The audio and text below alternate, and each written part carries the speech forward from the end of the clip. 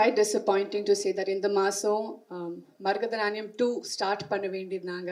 Star கப்பல் நீங்கள் 2 பேரும் வந்து இந்த விழாவை இந்த ஒரு நினைவஞ்சலி இவ்வளோ சிறப்பாக பண்ணதுக்கு நன்றி. I request you both to come and pay your tributes to Thiru Delhi Babu sir.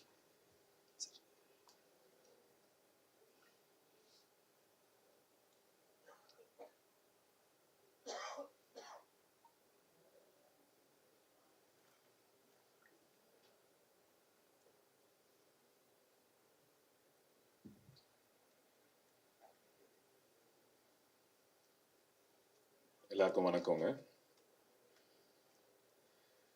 கூடயே இருக்கிற மாதிரி இருக்கு. இன்னும் டெல்லி பாபு சார் ஒரு நல்ல ப்ரொடியூசர், அது நம்ம எல்லாருக்குமே தெரியும். நீங்கள் சொன்னதில் நானும் நிறைய விஷயம் தெரிஞ்சுக்கிட்டேன். பட் நான் அப்சர்வ் பண்ணதில் one of the finest human பீயிங்ஸுங்க. சின்ன சின்ன விஷயங்கள், அதாவது நம்ம டே டு டே லைஃப்பில் வந்து போனால் போதும் அப்படின்னு பார்த்துட்டு போகிற விஷயங்கள் கூட அவர் விட மாட்டார். யாரையும் ஹர்ட் பண்ணணும்னு நினைக்க மாட்டார். ஒரு எக்ஸாம்பிள், மரகதநாணயம் காஸ்டிங் அப்போ ஒரு ஆக்டரை வந்து அப்ரோச் பண்ணோம், அதுக்கப்புறம் டிசிஷன் மாற்றணும். இல்லை வேணாம், வேற ஒருத்தவங்கிட்ட போகலான்னு சொல்லி டைரக்டர் எல்லாருமே மாற்றணும். பட் அவர் மட்டும் இல்லை, அது அவங்க ஹர்ட் ஆவாங்க, வேணாம் அப்படின்னு சொல்லிட்டு ரொம்ப யோசிச்சார். எனக்கு புதுசாக இருந்துச்சு. அது எப்படி ஒரு ப்ரொடியூசர், அதுவும் புது ப்ரொடியூசர், ஒரு ஆக்டரோட அந்த எமோஷனை வந்து புரிஞ்சுக்கிட்டு ஹர்ட் ஆகிறன்னு சொல்லிட்டு அவ்வளோ யோசிக்கிறாரு. எனக்கு புதுசாக இருந்துச்சு. அது நானும் சரணன் சாரும் பேசி, இல்லை சார் நாங்கள் போயிட்டு அப்பாலஜைஸ் பண்ணிட்டு வரோம்னு சொல்லிட்டு நாங்கள் ஆக்சுவலாக போய் அப்பாலஜைஸ் பண்ணிட்டு வந்தோம். ஸோ இந்த மாதிரி சின்ன சின்ன குவாலிட்டிஸ் வந்துட்டு இண்டஸ்ட்ரியில் வந்து கண்டிப்பாக மிஸ் ஆகுதுன்னு தான் சொல்லணும். அது அவர்கிட்ட இருந்துச்சு. He's a smart business man. Plus இந்த ஸ்மார்ட்னஸை வந்து ரொம்ப நல்ல விதத்தில் வந்து யூஸ் பண்ணியிருந்தார். ப்ரொஃபஷ்னலாக நம்ம எல்லாருக்குமே தெரியும், ரொம்ப ஷார்ட் டைமில் ஆக்சிஸ் ஃபிலிம் ஃபேக்ட்ரியை வந்து one of the most successful production ஹவுஸஸை கொண்டு வந்து நிறுத்தினார். ஆனால் அதுக்கப்புறம் கூட டக்குன்னு பெரிய படங்கள் பண்ணலாம், பெரிய பட்ஜெட் படங்கள் பண்ணலான்னு சொல்லிட்டு போகாமல் அதே புது டைரக்டர்ஸ்க்கும் புது கதைகளுக்கும் அந்த ஃபர்ஸ்ட் ப்ரிஃபரன்ஸ் கொடுத்து தான் கடைசி வரைக்கும் அவர் இருந்துகிட்டு இருந்தார். 100% பெரிய லாஸ் இது. எஸ்பெஷலி ஆஸ்பைரிங் ஃபிலிம் மேக்கர்ஸ்க்கும் புது கான்டென்ட் கொண்டு வரவங்களுக்கும் ஆக்சிஸ் ஃபிலிம் ஃபேக்ட்ரி எப்பயுமே வந்துட்டு ஒரு ஹோப்பாக தான் இருந்துச்சு. அந்த ஹோப் இன்னைக்கு இட் இஸ் 100% பெரிய லாஸ்ங்க.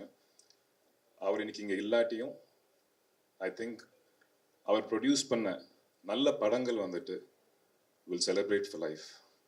Miss you, sir. எல்லாருக்கும் வணக்கம். கிட்ட நாங்கள் எல்லோரும் வந்து மரகதநாணயம் டைம்லேருந்து திலீப் பாபு சாரோட ட்ராவல் பண்ணிட்டு இருக்கோம். ஆல்மோஸ்ட் 8-9 இயர்ஸ் இப்போ.